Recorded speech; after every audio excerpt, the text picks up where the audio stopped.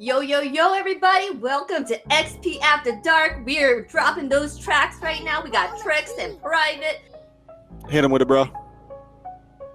I'm the spud in the server, no need to debate. Gaming like a tato, I carry in the weight. In the digital arena, I'm on a killing spree. Mashing up opponents, they can't catch me.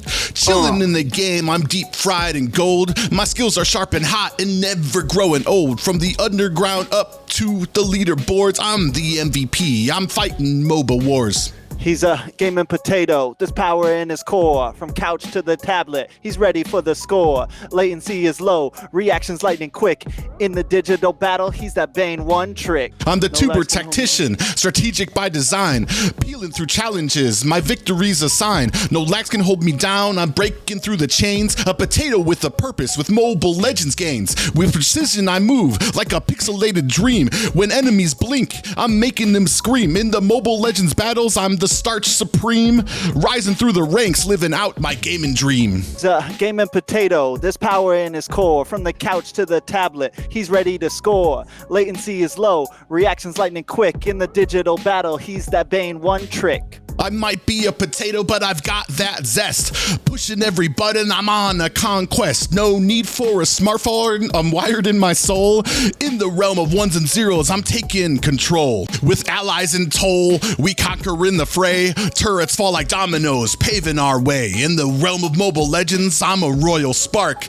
King Potato rising, it's the XP After Dark. After dark. Yeah. Word. Word to your mama, son. Good. As good as... We could...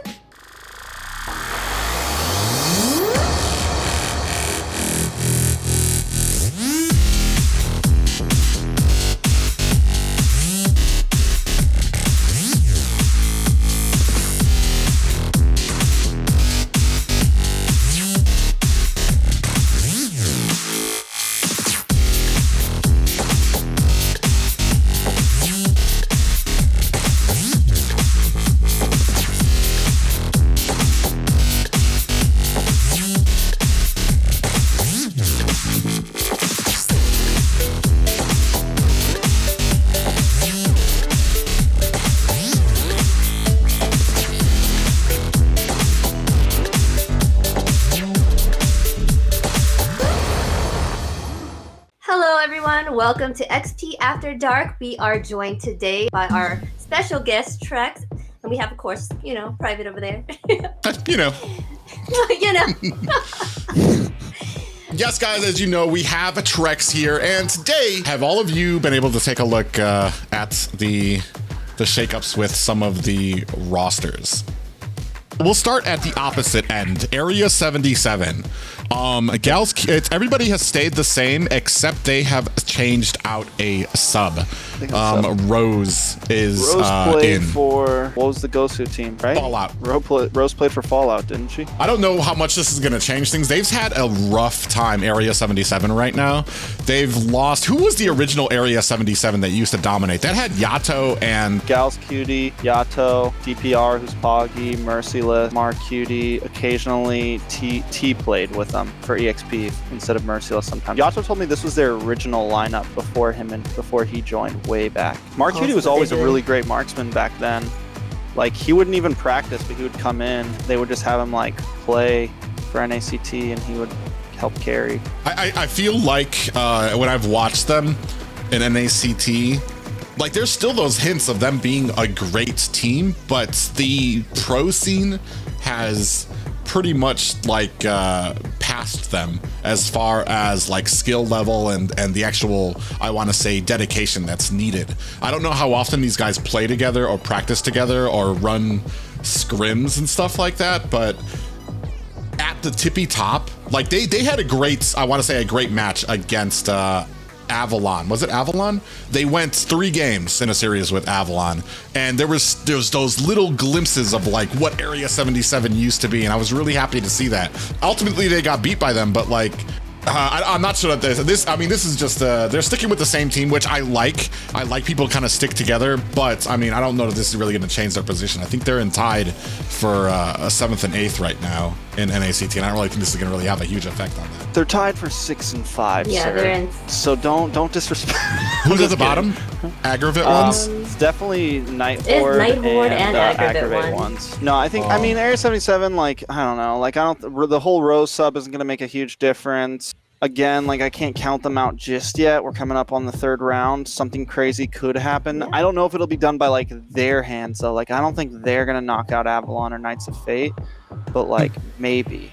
And like and if that happens, maybe we come down to like a tiebreaker at the end or something. Like maybe points get tied up, because I think if Avalon or Knights of Fate get knocked out early on somehow, Bloodhounds Area 77 could definitely like catch the extra 10 points, and it'll come down to like whatever the tie breaking is. It's like overall game wins or something like that. I mean, Aggravate Ones, their new roam is going to be Cartman. They came in with a bye because who was it? Novacor unfortunately wasn't able to compete despite winning the qualifiers, and Aggravate Ones stepped in. They've actually got, from what Dave has said, they've got like a whole team behind them, whether it's a manager, somebody who does analysts, somebody who helps try to coach them and stuff like that. However, I mean, there's a definite skill difference when it comes to a lot of these teams up here right now. Just like I mean, it could be the thing that's needed though, because they're already sitting at number 7, so it's like you don't have much to lose. And maybe there was issues. Maybe the previous player couldn't make games, or maybe he was having ping issues. I don't know. So this could be the thing that you never know. It could be something that comes in and makes a difference. You never know. It could be. The Night Horde's got 3. 3. I don't think this is going. This is going to be rough. Go ahead. Removal of Assault, replacement of Jungle Myth with Johnny, in addition of Gold, Jolie. Then they added a manager. A manager and an analyst there. I know Jane. Yeah. And she's a hard worker. So, and the analysts, like, they have a limited, but I want to say kind of like a heavy job where like you can kind of gather all the stats, but it's still going to be on the team to use those stats and those picks correctly.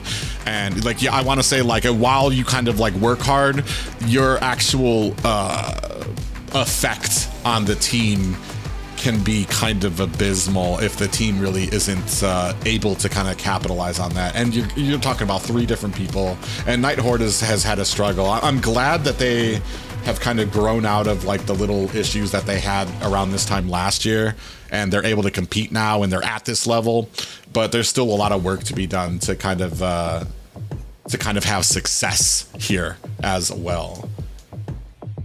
The Knights of Fate have not changed the main seeders, but they have also added Sir Bossy as a sub. Yeah, I love it. So for anyone that doesn't know, Sir Bossy's definitely been in the scene for a while. So when best player and Nicolette were Team Sexy, Sir Bossy was on that team a lot. He's been an EXP laner. What I remember, he's a really good EXP laner, but I actually hope that we see him sub in more often than not. Really? Yeah. Maybe it's just my own personal, I don't know who he would replace, but I feel like Knights of Fate's flexible enough to where like if we saw him though, I wouldn't say it's like a bad thing. That would be my thing. I heard of his name around. I just didn't know what roles he played. EXP. Okay. So, do you think he would be a game changer? Like, would he make a difference for the team? Knights of Fate are so weird that I don't even know. Honestly, they're so hard. Like they're Priv8 freaking loves them. I still question them. They're very similar to like Empire last season. Like when everyone loved Empire and we're like so happy that they got to playoffs, I was kind of like, because like don't get me wrong, I like the crazy competitions and this is the perfect meta for it. This is the time to do this stuff, but I just don't know how it's gonna work against the big dogs. What I like about Knights of Fate more than Empire last is they do adjust. They'll cheese on game 1 and then they'll come back to a normal draft in game 2. So the whole Sir Bossy sub could also have to do with like traveling. Like maybe they like I think a lot of these teams also are like adding players just in case there's issues with traveling to the grand finals. So it's like, all right, we want to make sure we have a sub who can definitely go, It makes sense. But either way, Empire used to cheese. Reckless would move around. I feel like Empire didn't have the success, because I've talked about this before. There's a difference between cheesing, like Deuce Knights, for instance, would have outside the box drafts, whether it's like a triple assassin composition so that they could try to take down Nicolette on her mage, or using Maya, or crazy things like that. But I felt like when I watched Deuce Knight, it was more or less because they're good on these characters and they'd rather force that out there. No matter what they saw out there, they were going to be picking that Maya. But when I watch the Knights of Fate, these picks that work, and that they kind of are very flexible with, not just because they're good on them, but because it fits into what they're trying to do and what they're trying to accomplish. Even when I watched the voice comms of them from Zero before they started having them in the NACT, when they had them in the qualifiers, he did a great job of kind of like leading the team and knowing where everything needed to be on the map and to try to guide them. But I really feel like they have a real chance at upsetting BTK. If they can kind of continue, they've increasingly gotten better and better and better as these stages have gone on. But you got any thoughts, Zena? I do. I like them. They were the ones that, gave me a leg at beating you guys and getting... Oh, they actually gave me a leg up too. Everyone voted. I voted the opposite. Everyone voted dang Bloodhounds. Yeah, but then they took it back from me, so KOF. they were my loss. But yeah, I feel like they have potential, and I do want to see more upsets from them. Actually, I feel like they can do it. They just need, like you said, powerless. But he's really good when he's really good, but then when he's having a hard time, the team kind of falters, and they really need him. So. Avalon. Now, this is the one that you've been wanting to talk about. So, Avalon is changing out their roam and XP and their sub. In right now for Arville is going to be Toinks, and then in for the XP on Avalon, Cardi. Spicy. Yeah. So it's all right. We're just going to talk about Cardi for a minute. And to anyone that loves Cardi, he's got a pretty hardcore fan base. Don't report my Instagram, whatever. But here's the deal, right? The question on any caster's mind, on everybody's mind, is what is his hero pool looking like right now? Yes. He played for BTK. He did amazing in M3. He played Cho offlane when Cho offlane wasn't really popular at the time. Not only that, but he played Tank Emblem Cho offlane. And even the casters, when he picked this pick, they were like, what is he doing? And then he set the tone, and other people started playing that same thing. So he has set tones in Mobile Legends. He's made huge statements. He's done things. But after M3, he leaves, or I don't know if he gets dropped. Nobody really knows the exactness of it all, but he's no longer really playing for BTK. They had issues, whether they're personal issues, family issues, whatever it is with him. And also, from clips that I've seen, his hero pool just wouldn't expand. And even Zane has said this. It's been an issue with Cardi. So my question is how is he going to keep up? Right now, the meta does look good for him. Esmeralda's popular again. Uranus is popular again. Yeah. Cho could be usable. Lapu. These are all heroes that were hot picks back then. So if there's a time for Cardi to come back and get he's coming back into meta right this now. is definitely it. But how long does that last? I would love to see Cardi come back. You think he'll have a trick up his sleeve though? You think he'll actually learn someone new? For me, it's kind of interesting that because there's always the critiques of Zane when everybody says he has a limited hero pool. And if Zane says Cardi has a limited hero pool, that's almost comical to me, because I'm kind of like, well, man, what is that, 3 characters he could play? But I'm wondering, I know this is going to be his time to kind of come back here. I don't know what the personal things are, and hopefully that's all kind of behind him, because he was a phenomenal player. Not just a phenomenal player, but from what I hear is that he's also a great motivator behind the scenes. He's that person that pumps up the team and gets them ready, gets that little Captain America speech to get them all up there. He's got great energy. And if anything, I feel like Avalon could probably use that, just because I feel like there's a lot of egos in Avalon that could possibly have issues kind of coexisting. And if you have one person there that's kind of balancing it out, being the dick out there, just out there, you screaming at everybody, be like, yeah, guys, come on, let's just keep on doing it. I think that might be able to help. When it comes to teams this late, if you start monkeying with the roster, you ruin synergy.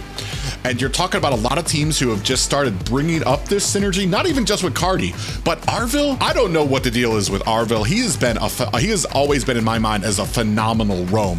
Unfortunately, you know, you always got Shark in everybody's mind when it comes to like the top roam in North America. Arvil, I feel like he's up there as well as a great roam. And now we're taking him out for Toinks. And you're talking about 2 key members that are going to be switched out. And that's a lot of synergy lost for a team who just lost their 3rd place position and looking to climb their way back. Guapo though. Guapo was I'm excited to see Guapo play again. So Basic and Guapo have experience together. Like Guapo and Basic were on, like Guapo was on Original Valley back in the day. He's been on a bunch. He used to also play with Best Player Nicolette, and they're one of the teams that I apparently have like the promise, because they've got like some of the big names on there. They've got financial backing. They've got a team of people behind trying to assist. For one, it's going to be exciting to watch, because there's so many people who've been wanting to see Cardi come back.